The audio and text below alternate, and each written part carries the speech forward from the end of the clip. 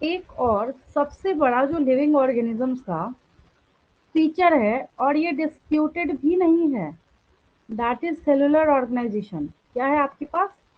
Cellular organisation है। तो इसमें क्या है, आपने ये 9th क्लास से ही पढ़ रखा है या उससे छोटी क्लासेस से भी आपने इसको रीड कर रखा है। एक सेल है प्रॉपर, मतलब यूनिट। आपकी बॉडी की यूनिट क्या है? सेल है। कोई मल्टी सेलर लिविंग ऑर्गेनिज्म है, उसकी बॉडी की यूनिट क्या है? सेल है। ठीक है। तो एक जैसा काम करने वाले, एक जैसे दिखने वाले सेल्स को जो एक पर्पस के लिए काम करते हैं, आप एक साथ ऑर्गेनाइज करते हैं, that is known as tissue. तो सेल को जब ऐड करेंगे तो टिश्यू फॉर्म होगा, टिश्यूज को ऐड करेंगे तो ऑर्गन फॉर्म होगा, और ऑर्गन्स को जो कि एक जैसे यहाँ पे डाइजेस्टिव सिस्टम का आपको एग्जांपल दिया जा रहा है, जो कि किसी एक एम के लिए, एक प्रॉपर लक्ष्य के लिए काम करते हैं, तब एक प्रॉपर सिस्टम बनता है। क्या बनता है? सिस्टम बनता है। तो ऑर्गन्स को ऐड करेंगे तभी तो एक ऑर्गन सिस्टम बनेगा ना। जैसे रिप्रोडक्टिव सिस्टम की आप पढ़ाई करेंगे, उसमें बहुत सारे पार्ट्स आएंगे। डाइजेस्टिव सिस्टम की बात करेंगे, उसमें बहुत सारे पार्ट्स आएंगे। सर्कुलेटरी सिस्टम की बात करेंगे, उसमें बहुत सारे पार्ट्स आएंगे। तो बहुत सारे ऑर्गन सिस्टम को ऑर्गेनाइज करने के बाद तब जाके एक ऑर्गेनिज्म जो है वो फॉर्म होता है। तो there is no any exception regarding this feature of living organism.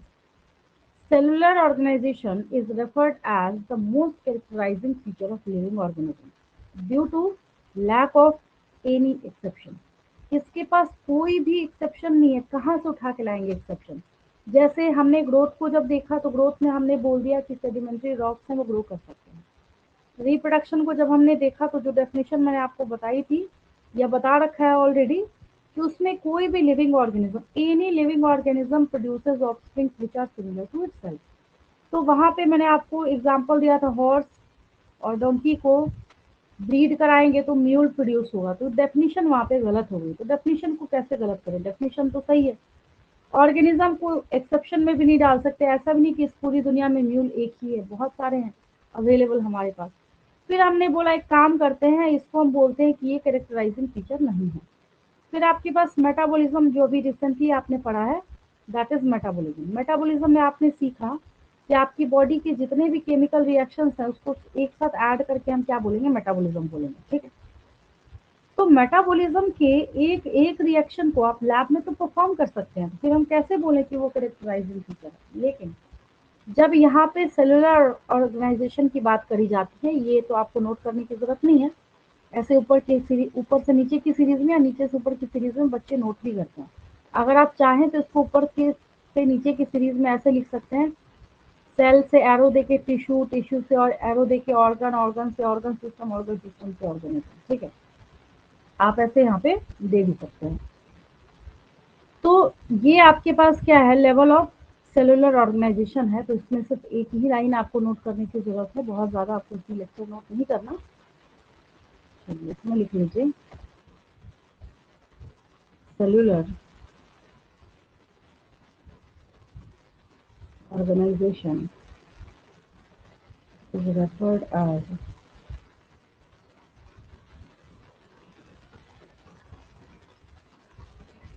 characterizing feature of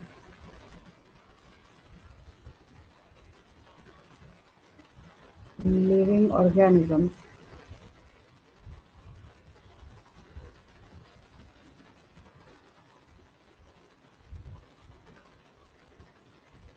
because this feature is only represented by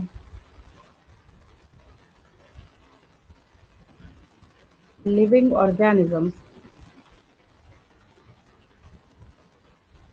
without any exception.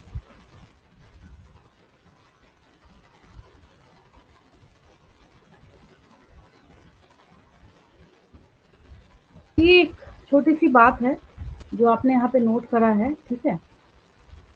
तो सेलुलर ऑर्गेनाइजेशन भी अगर देखा जाए तो काफ़ी आसान सा था, ये आपने ऑलरेडी पढ़ रखा है, बस मैंने उसको दूसरे तरीके से आपको यहाँ पे बता दिया है।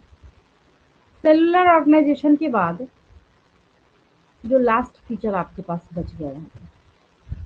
तो लास्ट फीचर यहाँ आपके पास क्या है, कॉन्शियसनेस का है, जो आज के डे में काफी ज्यादा डिस्प्यूटेड हो गया है।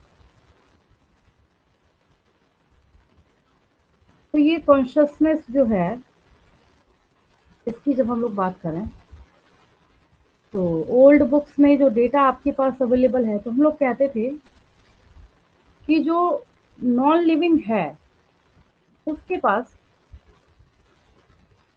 इस इमोशन का, कॉन्शियसनेस का, इन सब चीजों का कोई नामो निशान नहीं है।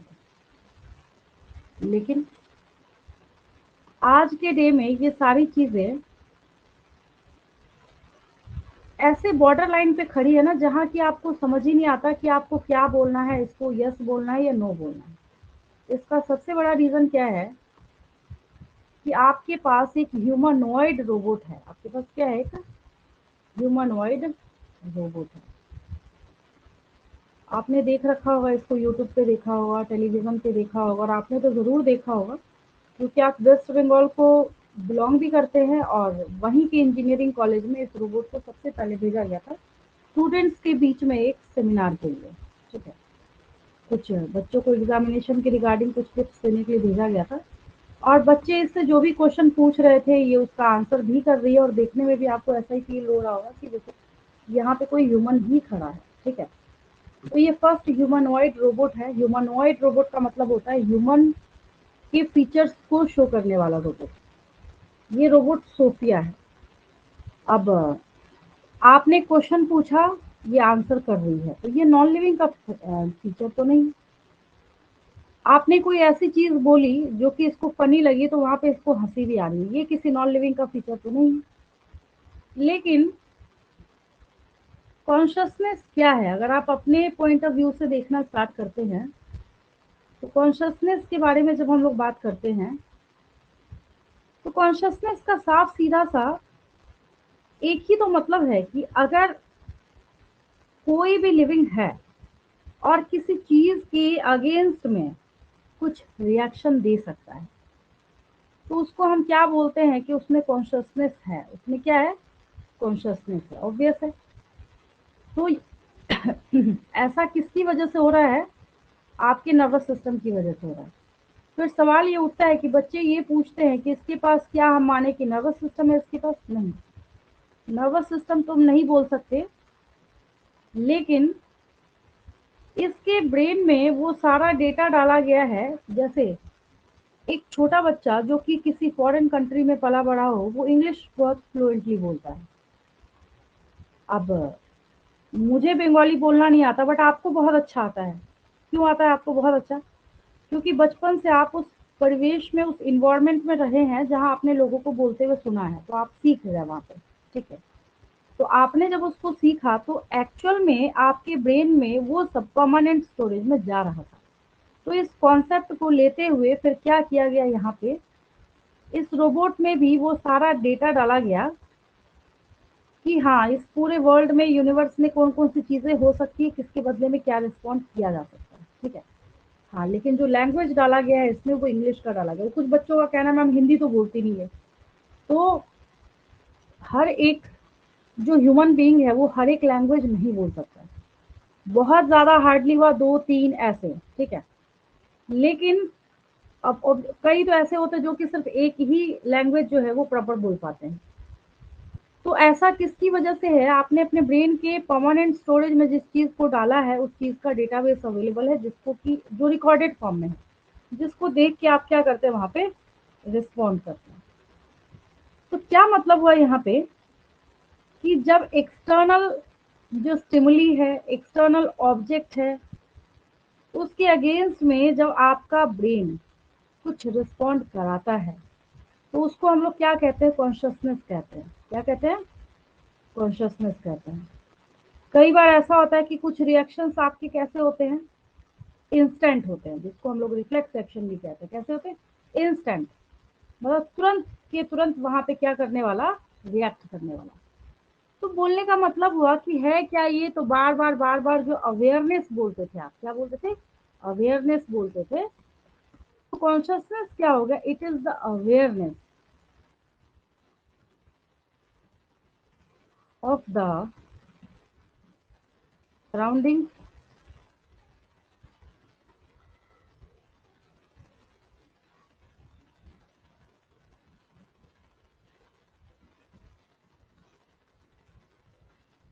and responding to external stimuli। किसके अगेंस्ट में ये रिस्पॉन्ड करेगा, या जो भी रोबोट है। लेकिन ये तो मैंने किस चीज का एग्जांपल दिया यहाँ पे कि नॉन लिविंग है, ह्यूमन ने बनाया है इसको, ये खुद बन के नहीं आई या किसी प्लैनेट से नहीं भेजा गया इसको, तो ये ह्यूमनॉइड रोबोट है। लेकिन एक इसका उल्टा एग्जाम्पल भी है। उल्टा क्या एग्जाम्पल है? लिविंग है लेकिन लिविंग माने या नहीं माने उसमें भी कंफ्यूजन है। तो यहाँ पे किसका एग्जाम्पल है आपके पास? एक कोमा पेशेंट का एग्जाम्पल है। किसी भी कोमा पेशेंट को जब आप देखते हैं तो कोमा पेशेंट आपको कैसा लगता है देखने में? कोमा पेशेंट भी रोबोट ही जैसा लगता है आपको देखने में। बोलने का क्या मतलब है कि कोमा बहुत तरह का होता है, बहुत सारा रीजन होता है इसका, ठीक है। तो अगर आप किसी कोमा पेशेंट को देखेंगे तो वो सुन सकता है किसी चीज को, कई केस में नहीं सुन सकता है। कई केस में देखा होगा आपने, आईज ओपन होती, मूवीज में ही देखा होगा और कहाँ देखा होगा आपने, है ना।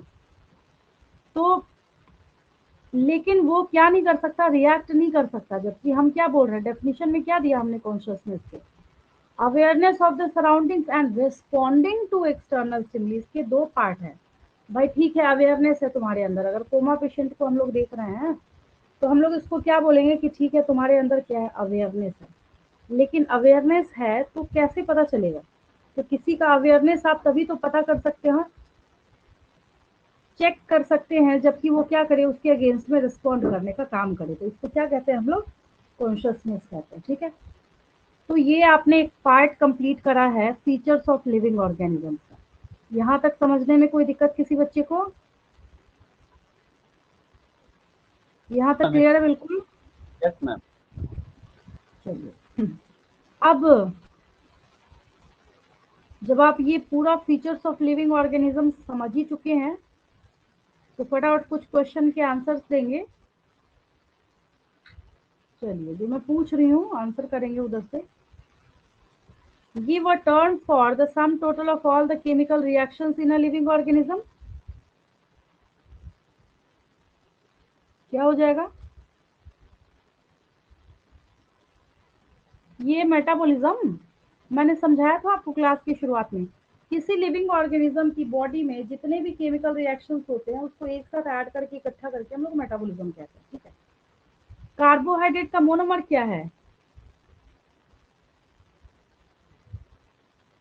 अगर आपको आता है उधर से आंसर करेंगे। कार्बोहाइड्रेट का मोनोमर क्या है?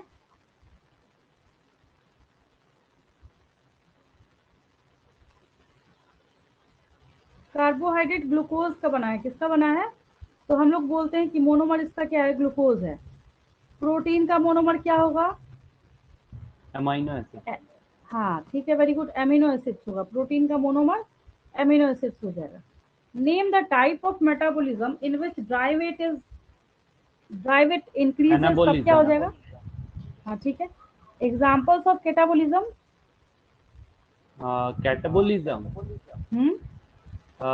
रेस्पिरेशन। Very good. एनाबोलिज्म के examples? Our body growth etcetera. ठीक है, वेरी गुड। ये सारे एग्जाम्पल्स हो गए इसके। And which feature of living organism is referred as the characterising feature of living organism? Ma'am please repeat the question. Which feature of living organisms is referred as the characterizing feature of living organism? Ma'am cell. Cellular organisation, ठीक है। Cellular organisation एक ही feature है जिसको हम characterising मान रहे हैं अभी तक, ठीक है। Okay ma'am. और कॉन्शियसनेस जो है ये भी डिस्प्यूटेड में ही आता है, ये भी डिस्प्यूटेड की कैटेगरी में आता है। आज के डेट में तो और ज्यादा ही डिस्प्यूटेड है ये। पुणे में ना बहुत सारे ऐसे रेस्टोरेंट हैं जिन्होंने, जैसे कैसे, किसी स्टाफ को रखा। अब स्टाफ को रखा तो अगर आप मिनिमम, अब अगर पुणे उन्हें साइड में जाएंगे तो अगर आपने रेस्टोरेंट में एक वेटर को भी रखा है तो एटलीस्ट 15,000 पर मंथ तो देंगे ना उसको, ठीक है। अब अगर, क्योंकि 10,000 तो मिनिमम है आज के डेट में, उतना तो आप उसको देंगे ही देंगे।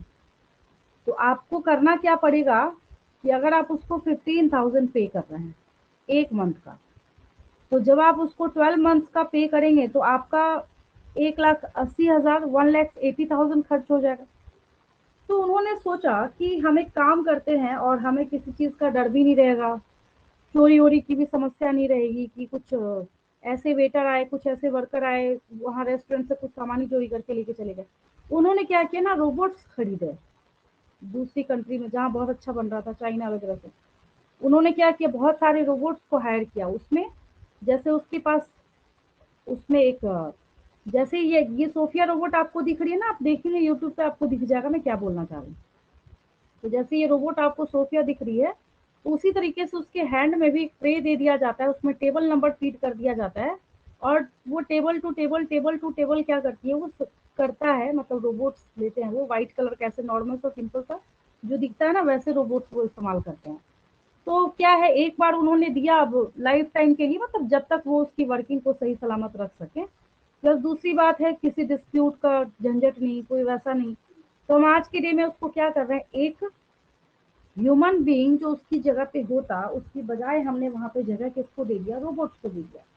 अब भाई डिस्प्यूटेड तो हो ही गया ये। फिर एक कोमा पेशेंट है जिसको कि जिंदा रखने के लिए उसके रिलेटिव्स, मतलब अपने इमोशंस की वजह से हर एक चीज करते हैं कि किसी भी तरीके से वो कोमा से बाहर आ जाए।